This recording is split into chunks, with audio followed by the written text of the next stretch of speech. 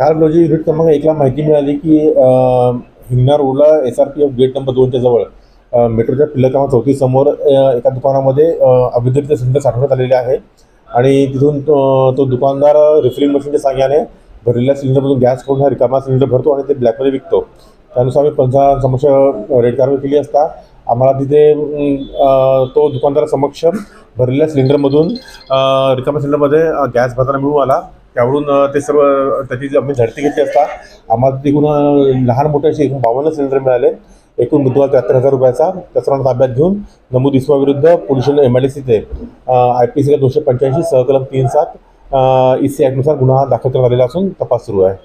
आरोपीचं नाव शंतनू गुंडाणे असं आहे। तो चंद्रपूरनगर अजितचा रहिवासी आहे। त्याच्यावरती अधिक गुन्हे दाखल नाही आहेत। त्याच्या वडिलांवरती गुन्हे दाखल होते, जे वडील मरण पावलेले आहेत। सध्या तो हे काम करतोय। सदर कामगिरीमध्ये आमच्या युनिटचे API भोंडे साहेब व सर्व अंमलदार सहभागी होते।